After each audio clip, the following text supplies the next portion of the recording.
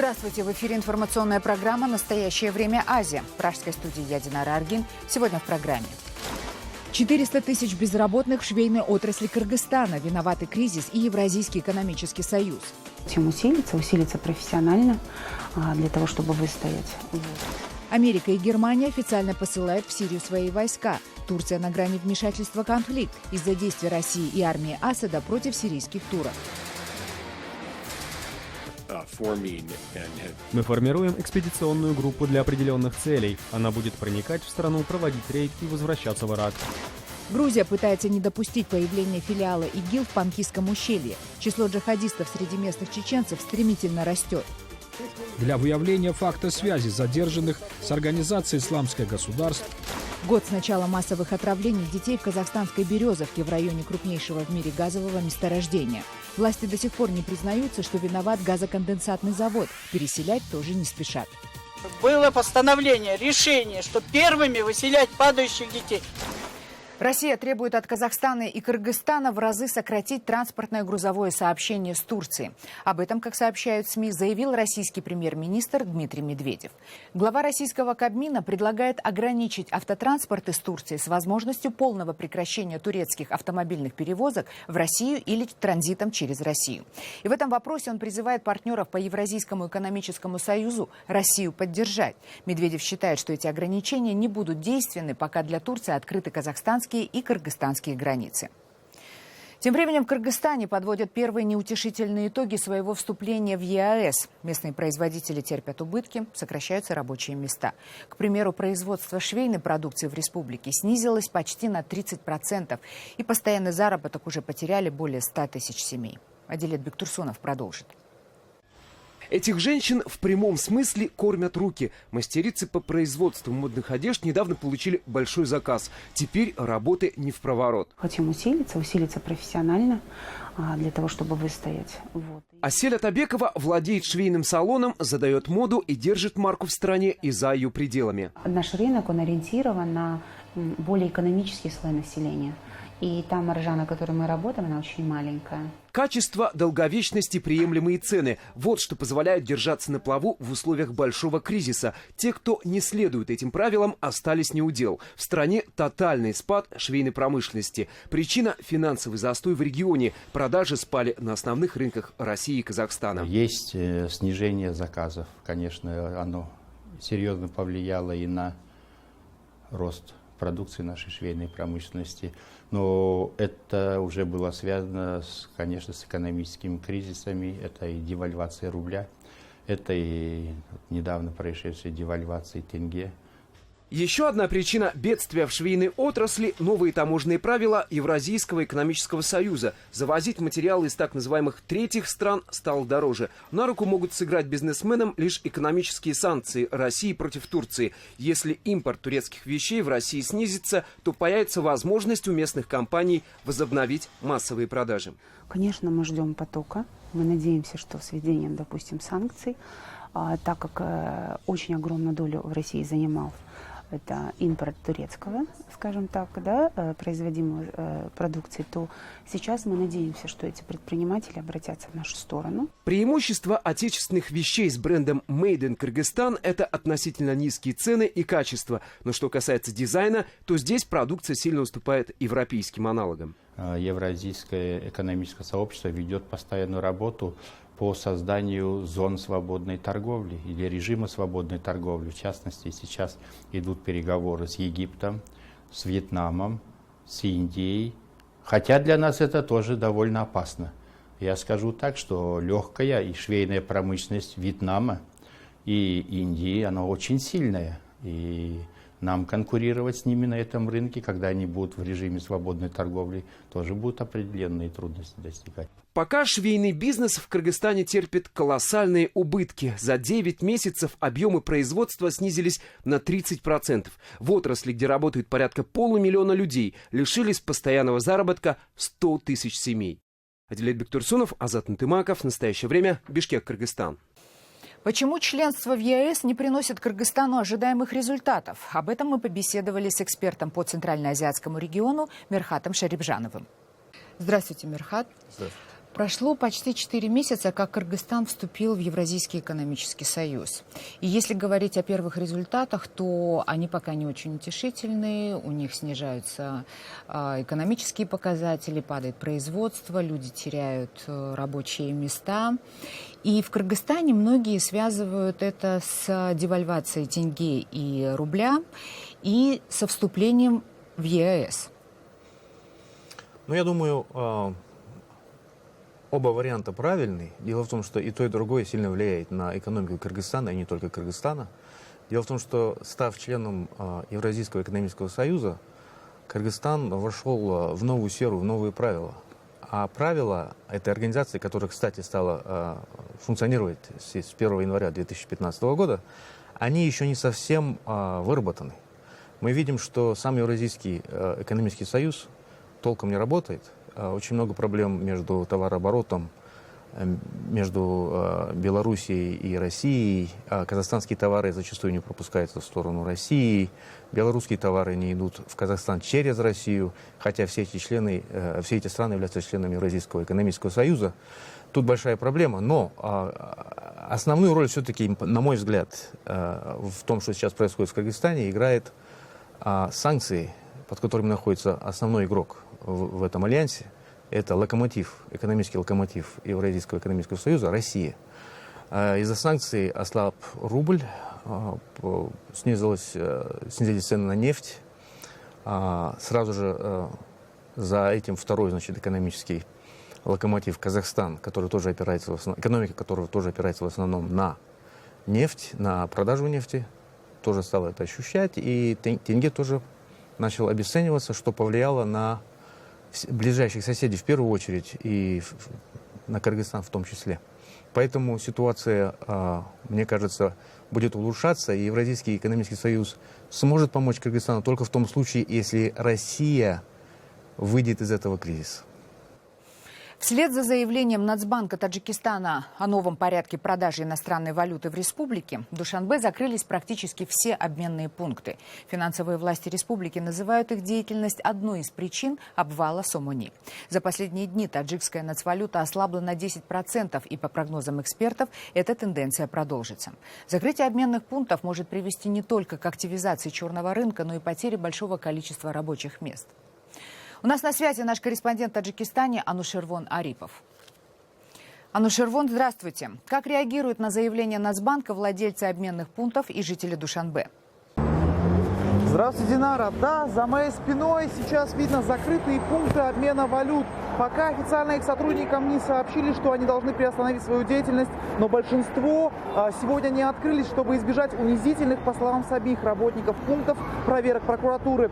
Владельцев обменников Национальный банк страны обвиняет в спекуляциях, мошенничестве и создании искусственного дефицита долларов, из-за чего в последние дни резко обвалился курс национальной валюты. Однако сами валютчики с таким утверждением не согласны и говорят о том, что именно крупные банки виноваты в сложившейся ситуации. У них самого нет бюджета денег, знаешь. Они должны нам дать каждую неделю доллары, чтобы продать. Они нам не дают этого вообще. Закрывать обменные пункты официально, скорее всего, начнут уже в ближайшие дни. Такое постановление было принято Национальным банком страны. Однако эксперты утверждают, что это не даст ничего, а только навредит. Тысячи людей потеряют работу, а Сомони продолжит падение. Проблему решать нужно другими мерами. Считаю такое решение неправильным и несправедливым, поскольку, во-первых, и так у нас безработица большая, теперь, и кроме того, для тех, которые работали в обменных пунктах, может быть, их деятельность была единственным источником содержания членов семьи и их близких.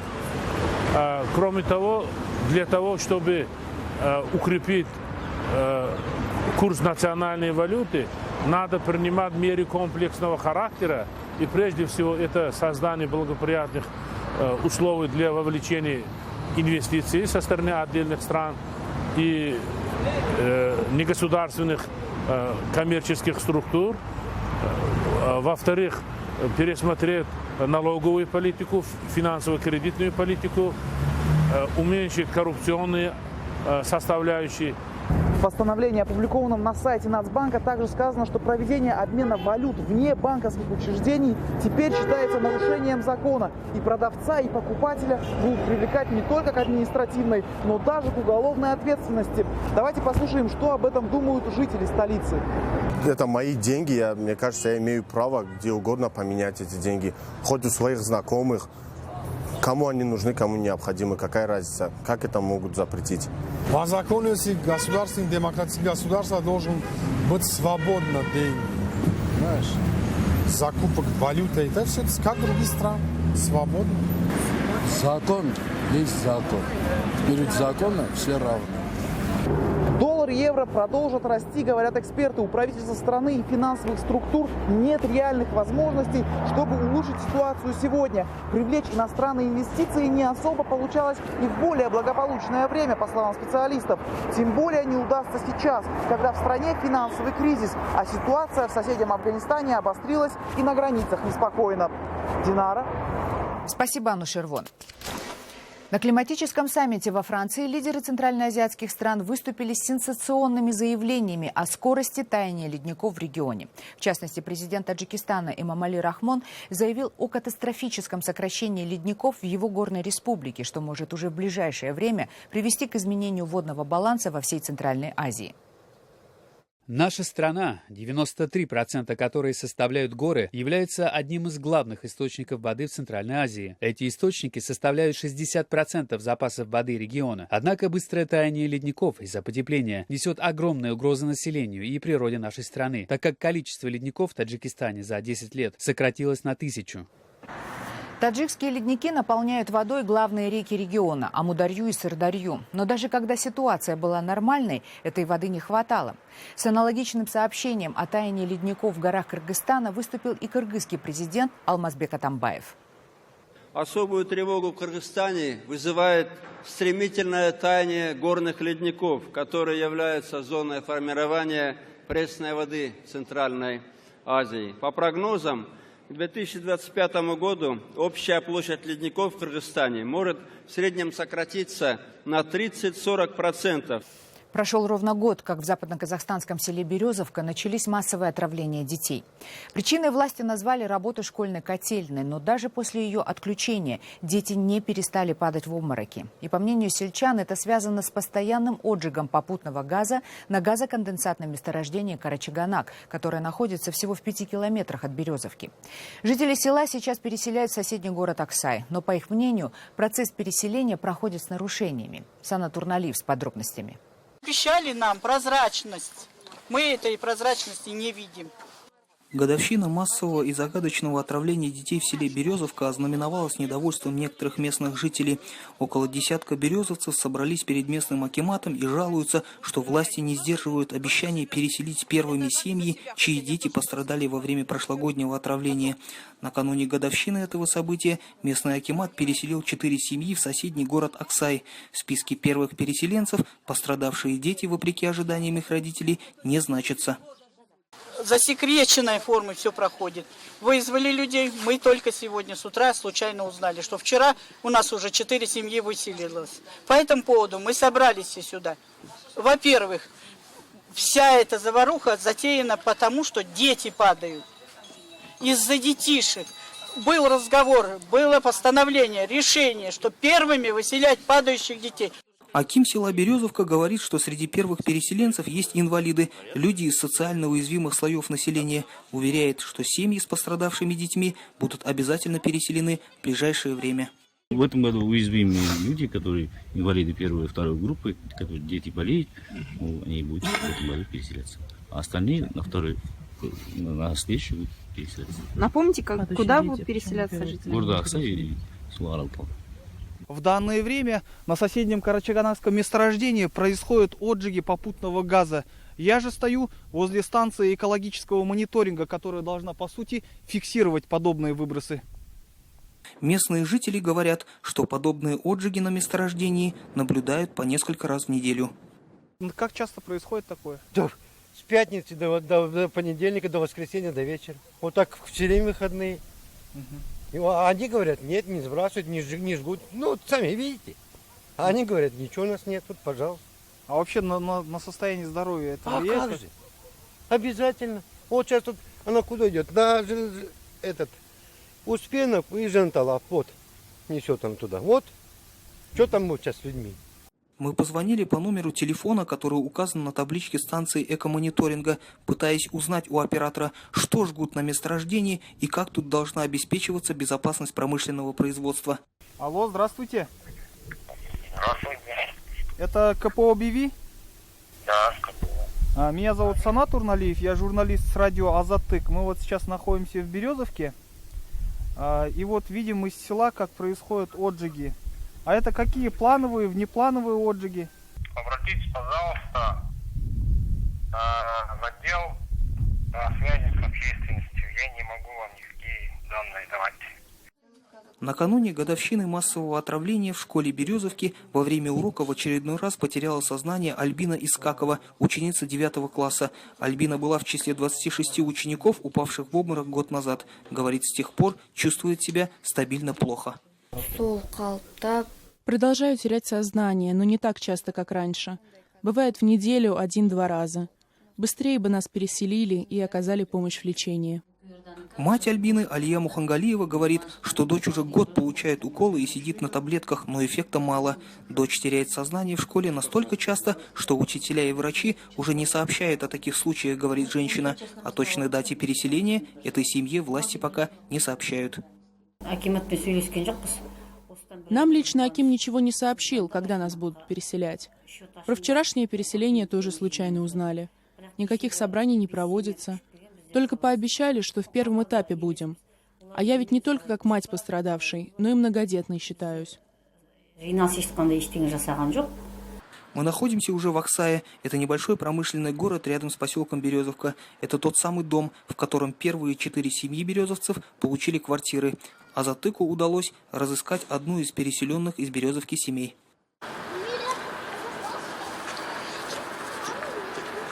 Семья 52-летней Клары Имашевой из Березовки в числе первых 4 семей, которые получили новые квартиры на новом для себя месте. Имашевы попали в первый этап переселения, так как муж Клары, 57-летний Мустафа, инвалид 2 группы. Семье из 8 человек власти выделили 2 квартиры, одну 3-комнатную и одну 1-комнатную в соседнем подъезде. Клара – бывший госслужащий и советует людям не возмущаться, а ждать. Людям надо немного потерпеть. Акимату не надо мешать работать. Это не такой быстрый процесс. Самое главное, все живы. Мы очень рады, что дожили до этого дня. Власти обещают, что на этой неделе продолжат поэтапно переселять по 10-15 семей березовцев в Аксай, обещая переселить до конца года более 80 семей. В Березовке сейчас проживает 1675 человек. Это 423 двора. Далее в программе. Америка и Германия официально посылают в Сирию свои войска. Турция на грани вмешательства в конфликт из-за действий России и армии Асада против сирийских турок. Мы формируем экспедиционную группу для определенных целей. Она будет проникать в страну, проводить рейд и возвращаться в Ирак. Грузия пытается не допустить появления филиала ИГИЛ в Панкисском ущелье. Число джихадистов среди местных чеченцев стремительно растет. Для выявления факта связи задержанных с организацией «Исламское государство» В Стамбуле прогремел взрыв. Это случилось в европейской части города в непосредственной близости от станции метро Байрам-Паша. 1 человек погиб, 5 пострадали. Власти огласили первые результаты расследования. Предположительно, это было самодельное взрывное устройство, заложенное под один из автомобилей у входа в метро. Взрыв произошел в вечернее время в час пик. Над этой станцией метро проходит автомобильная эстакада, поэтому пострадали и машины, проезжавшие в этот момент над метро. Взрыв вызвал транспортный коллапс в Стамбуле. Движение на автомагистралях и линиях метрополитена было остановлено на несколько часов. СМИ уже назвали это событие серьезным просчетом турецких спецслужб. Глава Пентагона Эштон Картер заявил, что спецназ США все-таки будет принимать участие в наземных боевых действиях в Сирии. А сейчас формируется экспедиционный корпус, который будет базироваться в Ираке и совершать военные рейды в Сирию. Мы формируем экспедиционную группу для определенных целей. Она не будет постоянно дислоцироваться в Сирии. Она будет проникать в страну, проводить рейд и возвращаться в Ирак. По словам Картера, спецназ будет заниматься освобождением заложников, сбором разведданных и захватом лидеров исламистов. Как заявляется, американские военные будут действовать совместно с правительственной армией Ирака и курдскими вооруженными формированиями Пешмерга. Между тем, все последнее время в СМИ часто появлялась информация о том, что на самом деле американские секретные спецподразделения в количестве 3500 человек уже действуют на территории Ирака против ИГИЛ. Они принимают активное участие в наступательных операциях иракских курдов. Воевать в Сирии собирается и Германия. Ее правительство одобрило решение о предоставлении военной помощи в Сирии в рамках борьбы с террористической группировкой «Исламское государство». Соответствующий запрос от правительства направлен в Бундестаг, который и должен принять окончательное решение об отправке войск, сообщает Рейтер. Источники в правительстве сообщили, что мандат выдан сроком на 1 год. Он предполагает использование в Сирии самолетов-разведчиков «Торнадо», самолетов-заправщиков, 1 военного корабля-эсминца и 1200 военнослужащих Бундесвера, которые примут участие в боевых действиях. Вероятнее всего, речь идет о военной поддержке курдов. Тем временем войска, верные сирийскому президенту Башару Асаду, предприняли очередное наступление на города, находящиеся под контролем протурецких сил на севере Сирии.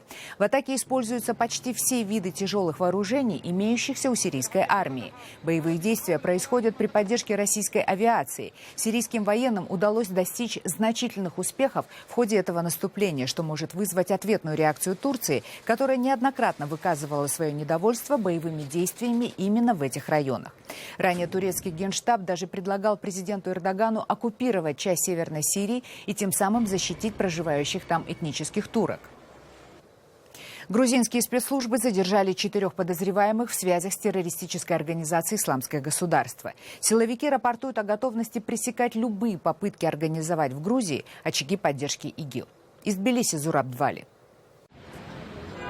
Сегодня утром Государственная служба безопасности Грузии обнародовала кадры оперативной съемки задержания 4 граждан по подозрению в сотрудничестве с ИГИЛ. В результате проведенного обыска были изъяты огнестрельное оружие, боеприпасы, специальная литература, видео и аудиоматериалы экстремистского содержания и флаги Исламского государства. Как выяснилось, в последние несколько дней спецслужбы держали под наблюдением 11 жилых домов.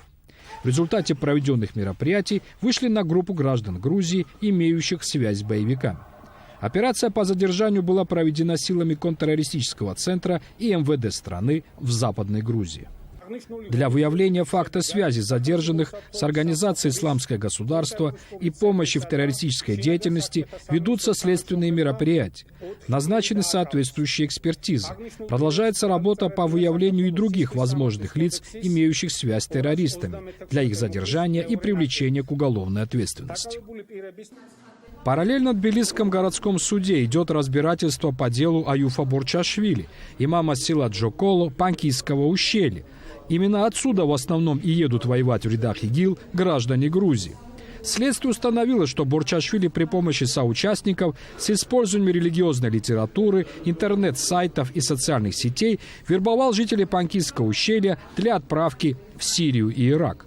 Также, по данным МВД, Борчашвили и его соратники активно пропагандировали идеи ваххабизма среди жителей Панкиси, населенного преимущественно чеченцами-кистинцами. Зураб Двали. Настоящее время. Тбилиси. Это были все новости, о которых мы хотели вам рассказать. Читайте нас в социальных сетях и смотрите на сайте currenttime.tv. Мы встретимся с вами завтра в это же время. Всего доброго.